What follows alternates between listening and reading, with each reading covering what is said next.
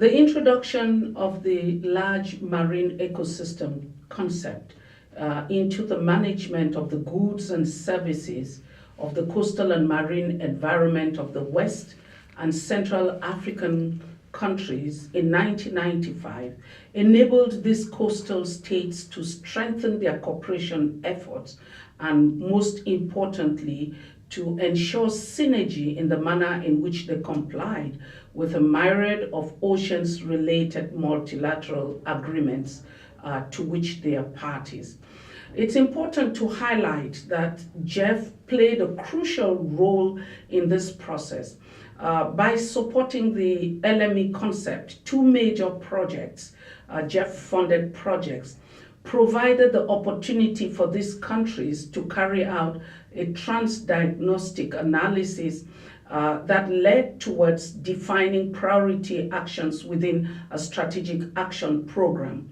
What is important here is that the political momentum that was generated through this process was unprecedented. We found a country-driven process where, from a high-level political level, the ministers of the environment and key sectors involved in the management of large marine ecosystems took commitments, firstly in the Accra Declaration, to move the pilot phase from the 6 countries that were involved, expanding it to 16 other countries.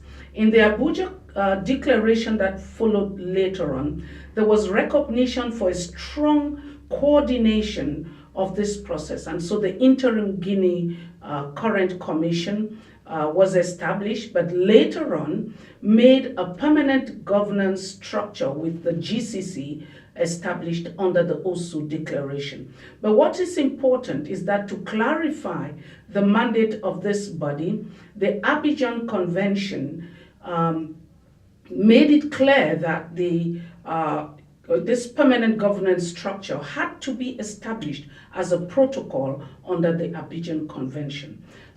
We think that these were major achievements that came in as a result of adopting a transboundary ecosystem management approach for these valuable goods and services that should drive the development of the countries and the people in the region.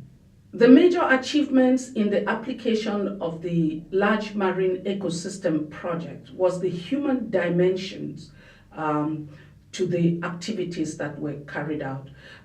The human well-being, ecological linkage, and interdependence was very evident, especially in the application of the 5 modules that drive this approach.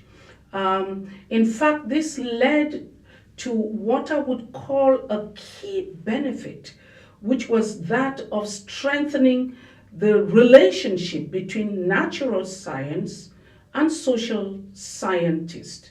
We find here that the interface between scientific findings and policy that has been very weak was strengthened in this process in the extent to which scientific information was able to inform decision and policy making processes.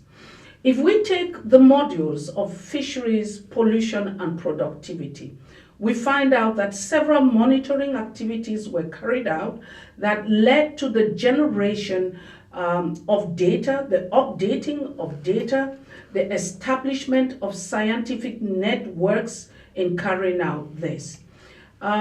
Using the various governance platforms that were established, interministerial committees, the regional activity centers, within this, the projects, we were able to upscale and influence key strategic frameworks and policies. Today you have a series of integrated coastal management plans, national action plans that have been developed at national levels and that are aligned with the strategic action plans to ensure a coherent and synergetic intervention in terms of managing the goods and services of the region. What is also very, very important as a major impact is the direct livelihood impact of those activities. Demonstration projects were put in place during this process, and in the fisheries model, we find out that small-scale fishing activities by fishermen in the coastal region were supported.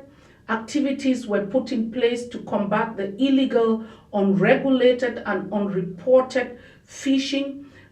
Various restoration efforts were put in place, and especially for mangrove ecosystems.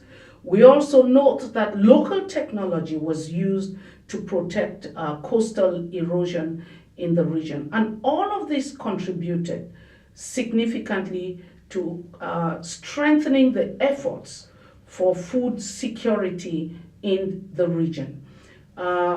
We would note that 16 countries involved in this, the GCLME region, and these countries have over 300 million people across scales, from coastal communities to national level, private sector industries, and to regional level beneficiaries. All these were impacted and were beneficiaries from the GCE LME projects that were executed.